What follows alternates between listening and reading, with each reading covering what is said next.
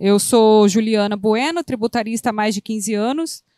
Primeiramente, eu quero agradecer o convite feito pelo Thiago Fraga e todo o apoio do Grupo FRG. Como todos sabem, a única certeza que nós temos é a morte e os impostos. Então, alguém tem que falar dessa parte ruim, né? Então, a gente vai trazer um pouco, eu vou pincelar, nós temos aí 15 minutinhos, não vou atrasar para o próximo painel, pincelar um pouco da tributação na geração distribuída. Bom, a gente tem os tributos que são incidentes na conta de energia, que é a contribuição de iluminação pública, ICMS, PIS e COFINS. Tá? A Lei 14.300, a famosa marco legal, ela trouxe a taxação do fio B.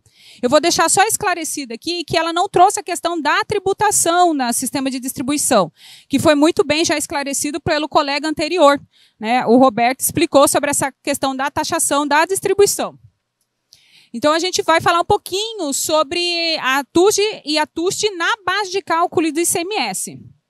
Lá em 2015, o CONFAS protocolou o convênio 2016-2015 e lá trouxe a previsão de isenção de ICMS na energia compensada para microgerador menor ou igual a 75 kW e para os minis de até 1 mega. O convênio não abrangeu a isenção do ICMS sobre o sistema de distribuição. Vale dizer até que o próprio convênio traz uma nomenclatura assim, que não é o que no tributário a gente usa. Porque quando a gente fala da figura da isenção, é quando a gente tem a incidência de um imposto e o governo vai lá e desonera. E não é isto, porque quando a gente fala de energia compensada, a gente está falando de um empréstimo gratuito. Então, seria não incidência do imposto. A gente não estaria falando de isenção. Com essa ação, com esse convênio, várias pessoas, várias empresas entraram com ações visando não pagar futuramente ICMS sobre o TUST e a TUST e para que fosse restituído dos últimos 5 anos. Começou a chegar a recursos no STJ e o que o STJ faz quando tem muitos processos com temas repetitivos? Ele reúne, forma o tema repetitivo, que hoje é o 986, e ele suspende todas as ações até que a ação seja julgada para que seja instruído os demais tribunais inferiores para que esteja uma decisão unânime para haver isonomia, uma segurança jurídica entre todos os estados. Tá? Até o presente momento, a jurisprudência é favorável, mas ela está suspensa. Neste meio de campo, veio a Lei Complementar 194/2022, que era, assim, uma vitória para a GD. Então, o que a lei trouxe? Os 3 principais pontos, ela também abrange sobre combustível e outros assuntos. Mas para a GD, o que ela trouxe? 3 principais pontos. O reconhecimento da essencialidade da energia elétrica.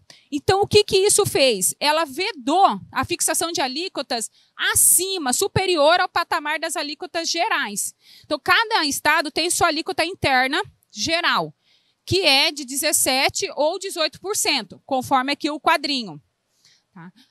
E, então, vitória, conseguimos reduzir a alíquota sobre a energia. E aí ela também modificou a Lei Candir, que é a lei que trata sobre ICMS, sobre o serviço de transmissão e distribuição. Lá ela falou que não vai mais incidir a incidência de ICMS nos encargos setoriais. A ANEEL chegou a publicar um ofício para os estados, explicando com base na lei o que será aplicado ICMS. Então, em vermelho, ela tinha colocado os componentes que não aplica mais o ICMS. Mas como a alegria de contribuinte no Brasil dura pouco, veio os governadores de 10 estados do Brasil e entrou com uma ação direta de inconstitucionalidade para o STF e com pedido de liminar. Eles falaram, olha, para lá. Esse artigo aí que está falando sobre a isenção dos encargos setoriais, vamos suspender ele. Uma que não está aprovado como é a base de cálculo e 2 que vai trazer um perigo na demora, que é o que a gente chama de perigo in mora. O que este processo parou na mão do ministro Luiz Fux e ele concedeu essa liminar, dizendo que a base de cálculo do ICMS ela ainda não está bem ajustada. Não se sabe se ela é aplicada sobre a energia efetivamente consumida ou se ela é aplicada sobre toda a operação, incluindo encargos setoriais. E também ela falou assim, se eu deixar de não conceder essa liminar, o impacto que os estados terão será de 16 milhões a cada semestre. E isso também impacta os municípios, porque os municípios têm direito a 25% sobre a arrecadação do ICMS. Então, o que falta agora é julgar o mérito. Então, a gente está nessa insegurança, por enquanto ainda está tendo a incidência do ICMS no TUST e na TUST. Bom, tirando essa parte ruim, vamos falar um pouquinho da parte boa, que são os incentivos fiscais que a gente pode ter na energia. Tá? Então, nós temos o ICMS, nós temos o ICMS 101,97, que ele concede a isenção de ICMS nas operações com equipamentos e componentes para o aproveitamento da energia solar e eólica. Tem que olhar o convênio, lá tem todos os NCMs, é rol taxativo, então somente o que está lá que tem essa concessão do ICMS. O convênio 1615, que foi o conversado anteriormente, tá, que é a isenção do ICMS na energia compensada. Nós temos o imposto de renda à pessoa jurídica, uma redução de 75% para PJs que têm esses projetos, solicitados até 31 de 12 de 2023, na região do Sudene. Nós temos o IPTU verde ou ecológico.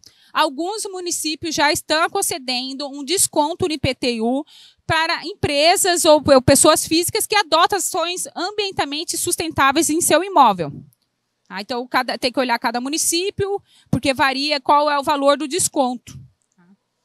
E a gente tem o ISS neutro, é uma coisa assim inovadora. O Estado do Rio de Janeiro protocolou agora, dia 12 de junho, uma possibilidade de redução da alíquota de ISS nas operações com créditos de carbono. E o PIS/COFINS. Dentro do mercado interno, nós temos a redução de alíquota zero na receita bruta decorrente da venda no mercado de peças utilizadas em turbinas eólicas, exceto os PAS. E também o mesmo acontece na importação, que é a redução a zero da alíquota para esse mesmo produto. E o REID, que é o Regime Especial de Incentivos para o Desenvolvimento da Infraestrutura, que suspende a cobrança de PIS/COFINS. Tá? O REID tem alguns critérios, a empresa não pode estar inadimplente com a Receita Federal e não pode ser do Simples Nacional. Eu vou deixar aqui meu contato para vocês, caso vocês queiram tirar alguma dúvida. E lembrando que para economizar tributos, para diminuir a carga tributária, não é só olhar esses incentivos fiscais. Olhem para as suas empresas como um todo. Tá? Então, a gente tem como fazer bons planejamentos tributários, analisar se sua empresa vale a pena estar no Simples Nacional, no lucro real, no lucro presumido. Tá bom? Obrigada a todos e está aí meu contato.